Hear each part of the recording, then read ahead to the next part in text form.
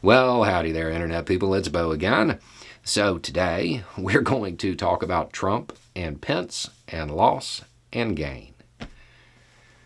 And the idea that the committee might be entertaining having them testify.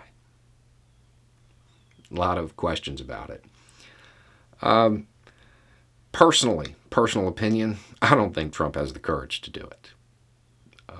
Aside from that, I think if he's getting good advice, they'll tell him not to. At the same time, he's not exactly known for listening to good advice, so he might agree.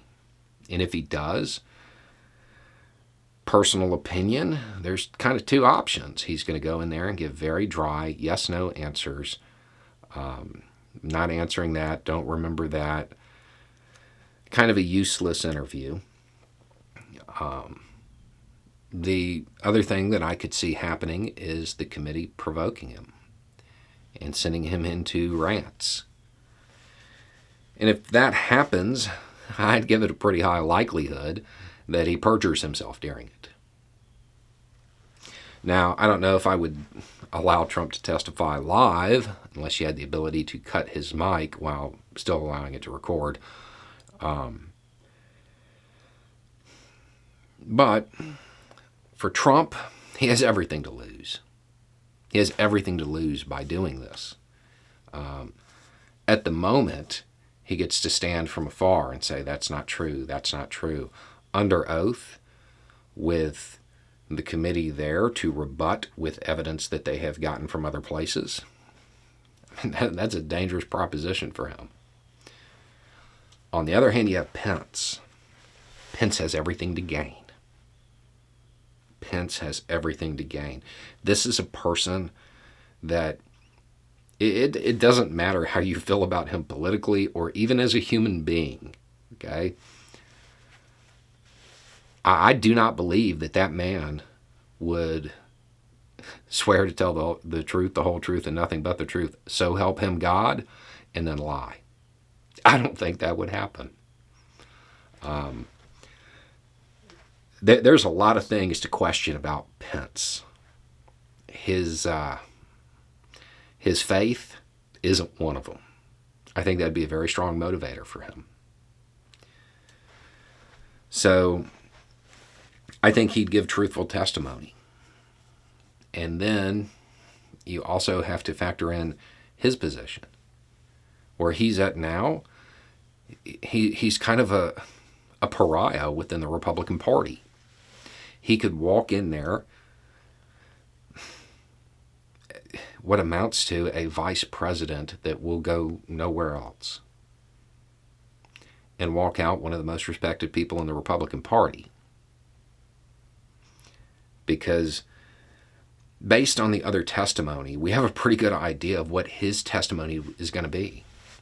And if he goes in there and does that and says, this is the position I was in, this is why I didn't betray the Constitution and the American people, I think he would come out on top within the Republican Party.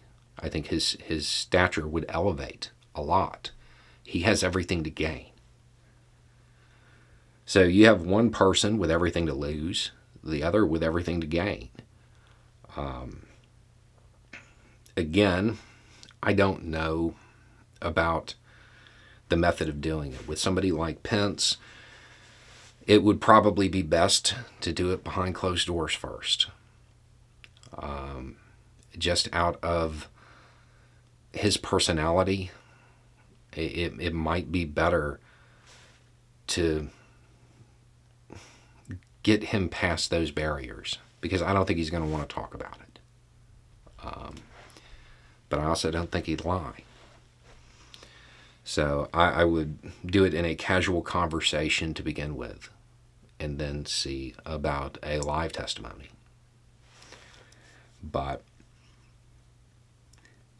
it's an interesting move, and there are some things you could theoretically read into this, because this is off schedule. This isn't This isn't part of the tell them what you're going to tell them, tell them what you told them. This is something new. Somebody has suggested it might be that certain people may be unavailable for testimony. Others have said, well, they hit a brick wall. I don't believe that one.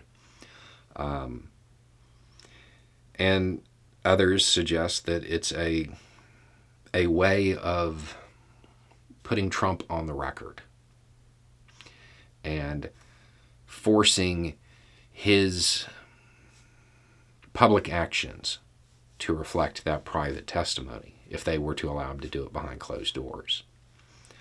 I don't know. I don't know what the motivation is here. With Trump, I see it really unlikely that it's going to happen. With Pence, much higher probability, because even if he doesn't want to, I don't think he'll lie, and he has a lot to gain by doing it. Anyway, it's just a thought. Y'all have a good day.